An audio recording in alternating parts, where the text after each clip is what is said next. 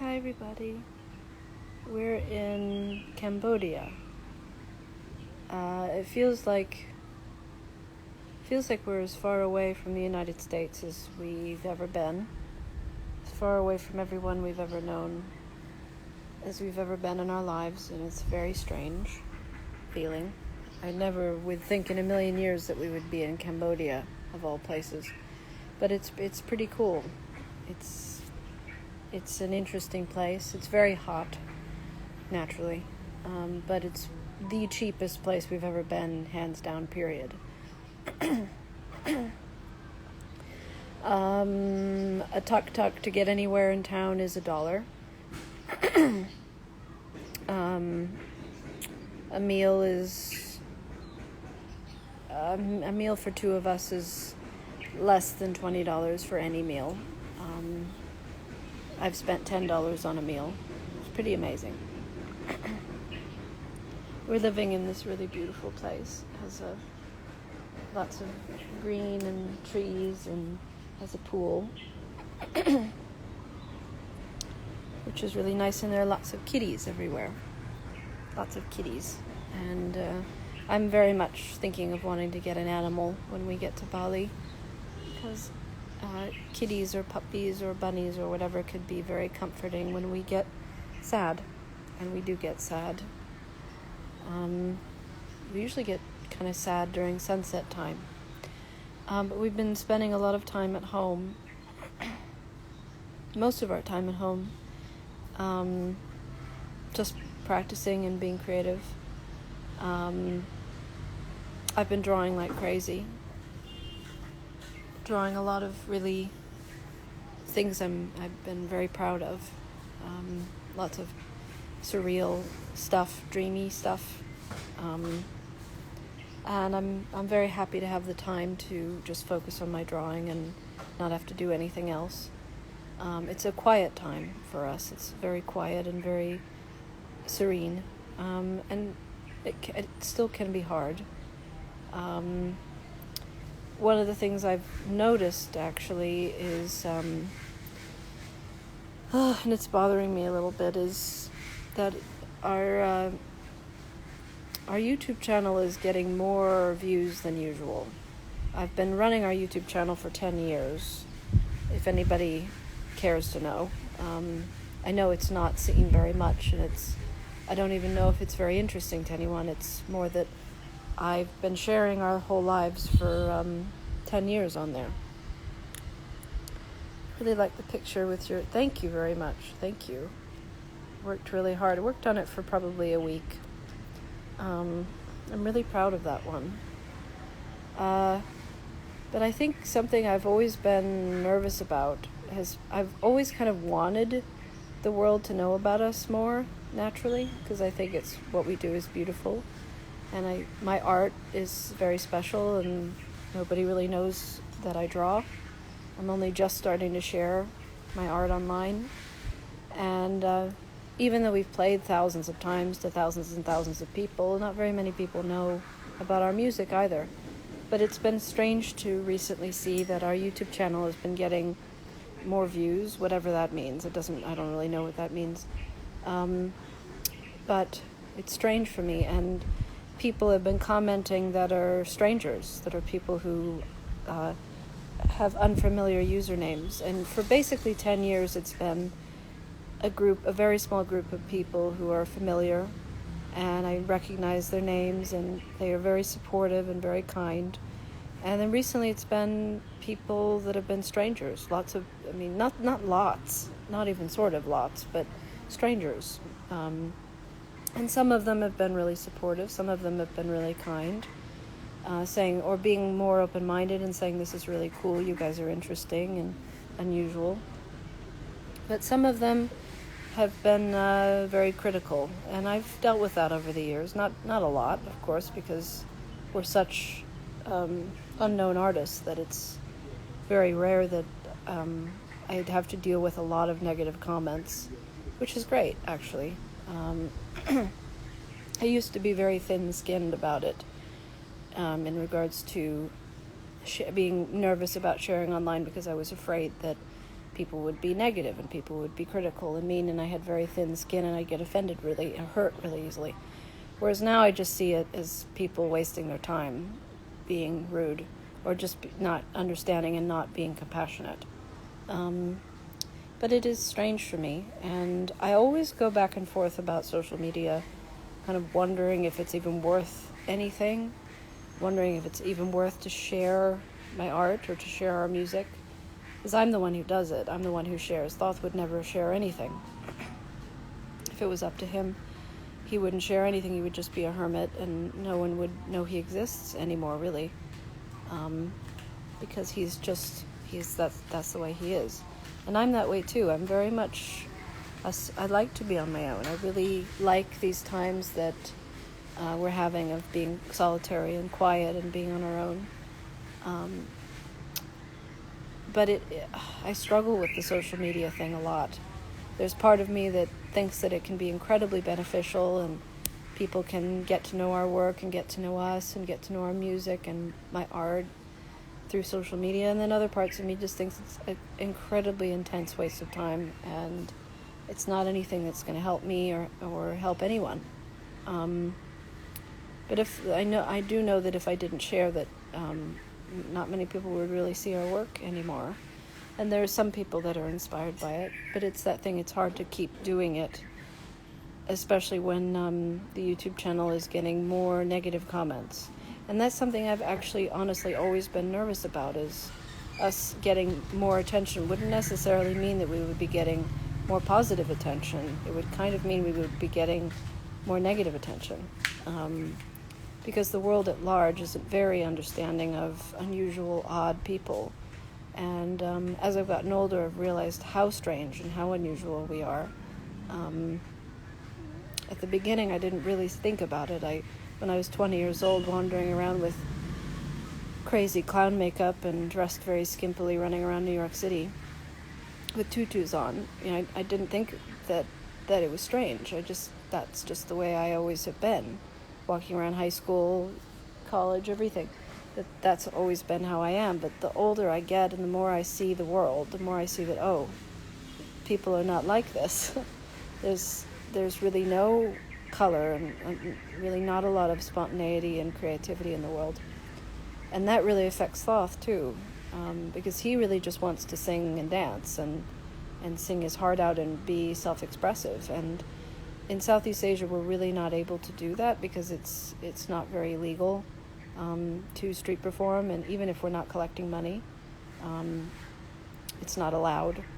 And we have to be careful. So we do a lot of practicing at home. We've kind of been trying to figure out how we can practice our music and stay, keep our fingers moving, even when we're at home a lot. And we're figuring it out.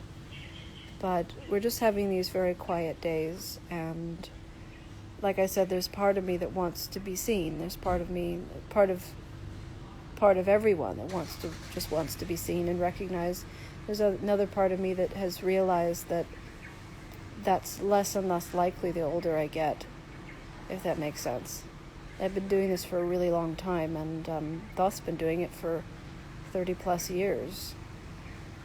And I have been thinking, the other day I was thinking about how when I was in my 20s, mid-20s, early 30s, we were running around the world, busking all over the world, playing for 2 or 3 hours at a time in very hot climates, very cold climates, very inhospitable climates where there were very loud things going on all around us, or very unfriendly people all around us. People we had to fight with in order to get space to make our music. We've always been doing it like underdogs. We've always been kind of fighting and pushing our way, not really pushing, but just trying to always find a way to be heard. And I was in my 20s and early 30s when that was happening. But Thoth was turned 55 when we first started traveling 15 years ago. So he's been in his late 50s and 60s all through the time that we've been traveling. And that's mind-boggling. When he was in his early 60s, we were taking these very long bike rides or very long walks or very long transits to the parks we were playing in, and we'd have to wait, and we'd have to, deal with people and deal with police and deal with all sorts of things. And he was in his 60s when this was happening. And he had the same kind of energy that I did when I was in my 20s. Isn't that insane? It's just completely... The first couple of years when we were traveling, I was 21, 22, 23. Thoth was almost 60. It's just nutty. And now that I'm 35, I realize that for him to have had that kind of energy at that age, I'm only 35 and I'm getting tired. I don't have the energy or time to... I don't even want to think about having to, go out a long distance to some public space and sit and wait to play and hope that we can play and hope that we can make a little money so we can eat dinner. He was doing that when he was in his 60s, and he was just going to keep doing it. He's very much a good sport about everything, Thoth is. He just does what needs to be done. And these days he tells me that he feels guilty for just wanting to stay home. But I want to stay home too. If I wanted to go out and run around and go to Angkor Wat and go to all these tourist sites and shit, then he would. He would go with me, but he does tell me often that he feels guilty for just wanting to stay at home. But I want to stay at home too, because I'm tired too. And it's not strange, but it is. It is strange because I'm only 35, but I feel like I'm older because I've been at this thing for so long, and one can say it's not really... It never really turned out into anything. I mean, it's, there are some street performers in the world who went on to become very successful and gain careers and start building theaters and have shows and stuff, and that never happened to us. I was always hoping that it would, and still there's possibility. There's who knows what's going to happen.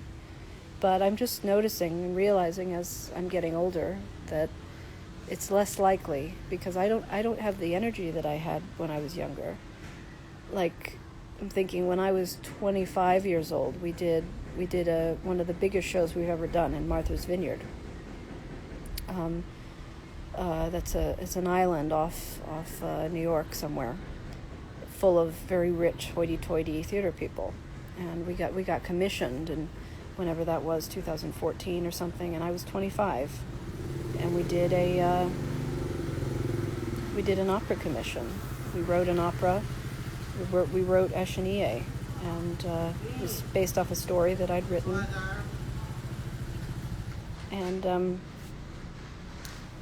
And we debuted it in Martha's Vineyard, and the most amount of people saw it I think it was like 250 people, and there were some famous actors and successful people in the audience, and these people really loved us, but everything fell apart afterwards because we ended up having to stay with some very questionable people, and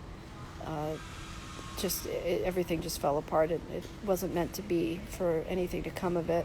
And if anybody knows who James Lapine is, he was a famous director in New York. He directed Sunday in the Park with George, I think. He wrote the book to Sunday in the Park with George and Into the Woods and things like that with Stephen Sondheim. He directed us in this self-written opera that we made several years ago, but I was 25. And Thoth was, if I'm 35, that was 10 years ago. He was 60, 59, and that was... One could say that was as close to our ability to be successful as we have ever gotten to, and it just all fell apart for various reasons. And one of the main reasons was because we just didn't have any. We just didn't have any money, and we were so desperate for money, and so we had to live with people and do things that were just to save ourselves. And it was especially living in New York City, it was just a big mess. And that all happened after we left Martha's Vineyard. So Thoth and I both think about that sometimes, and how we got as close to success as we've ever gotten, and it slipped out of our fingers. And I don't know if anything like that will ever happen again. And to what I was saying is that I was young. I was 10 years younger than I am now. There was also a film that was made about us. A film, it was something made by this young man named Sal Basilone. I don't think anybody's ever seen it. It was called Anya, and that was made in the same year that we did Martha's Vineyard. It was one of the biggest years of our lives. I don't know why I'm thinking about this. Where we wrote our own opera and got paid a commission to perform it, and did it in this lovely church space in Martha's Vineyard. And the same year when we were in New York City, I think it was a year before or something, we made this film, and we got paid to do that too. A film about our work. And it was, I remember at the time it was very disappointing because it was a shorter film than we were kind of made to believe it was going to be. It was only 25 minutes. But I watched it actually in the last couple of years, and it's quite beautiful. And again, I was only 25 and Thoth was maybe 59. So that was 10 years ago. And that again was as close to success as we've ever, maybe that film might have been picked up by something and shown in, festivals, and it was never shown anywhere. The opera we did in Martha's Vineyard never picked up and never went anywhere. We never performed it again. And that's happened so often in our work, where we've written operas and written pieces and done them with people. We did like I told in another live stream about an opera we did with James Swanton in Amsterdam several years ago that never went anywhere, Pantheon of Electric Beasties. We basically just spent a lot of money to get ourselves there, get him there, pay him, and did a couple of shows, and that was it. So it's basically, in regards to our work, it's been doing a lot of work that's gone nowhere, one could say. And now we're in this world. Here we are in this beautiful place in Cambodia, and we're safe, and we're taken care of, and we have what we need, and we don't need to worry anymore about. It used to be life or death. Being successful. Our work being successful was life or death. If we couldn't find success for our work, then we were just going to kind of fade off and die. Whereas we've not found success with our work, and we're not dead.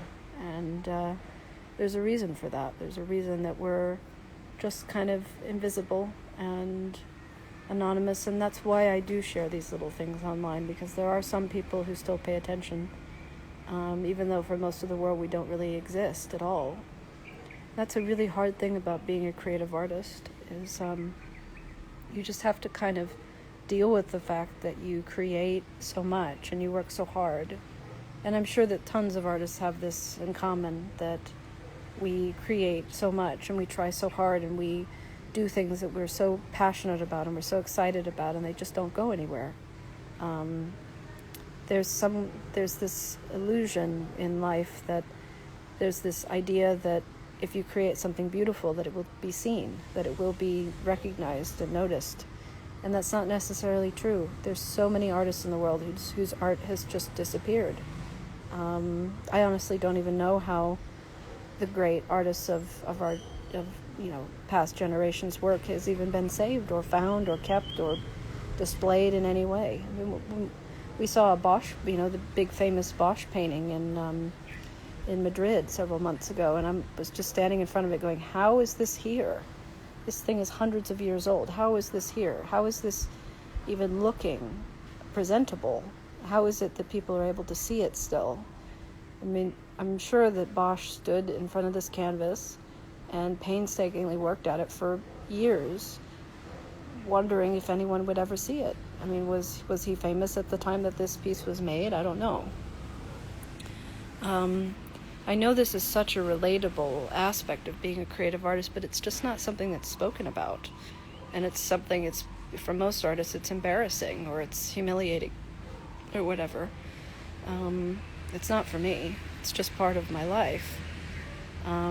There's so many things that I've done in my life, creative things that I've done, the creative things Thoth has done.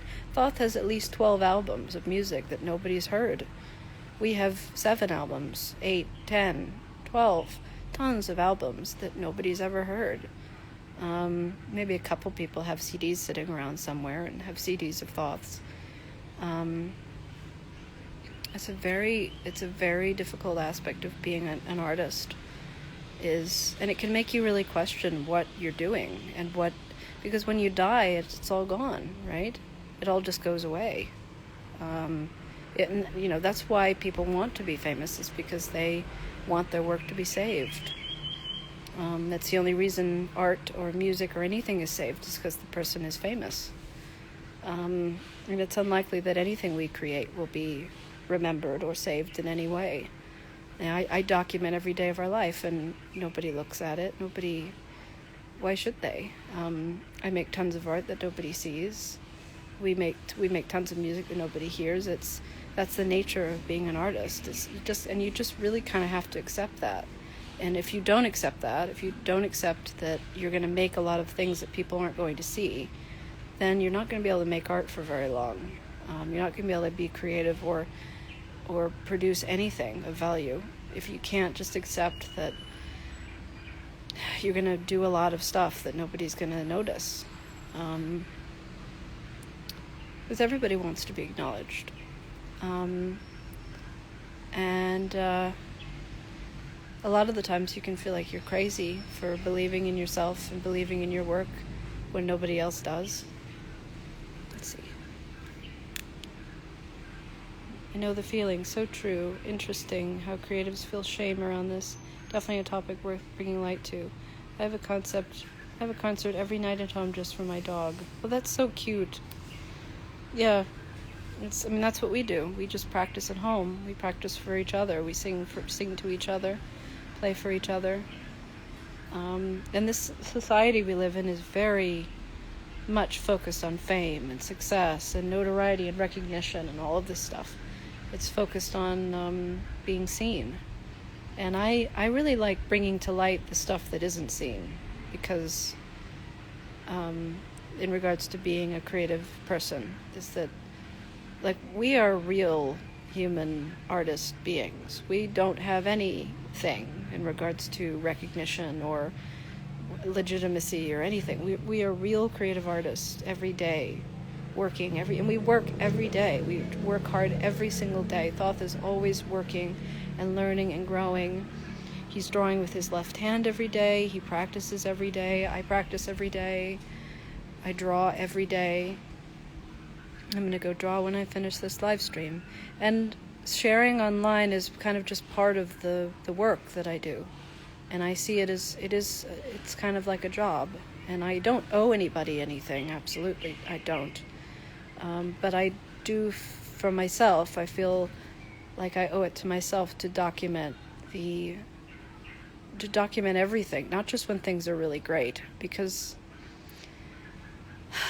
life is ups and downs. It's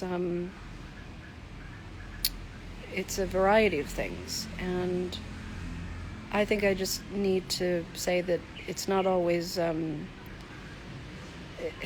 think I always just come back to that it's not always sunshine and rainbows. And reality is that an artist works really hard for most of their life and does a lot of things that people will never see and will never value and will never acknowledge, and may just be destroyed and disappear.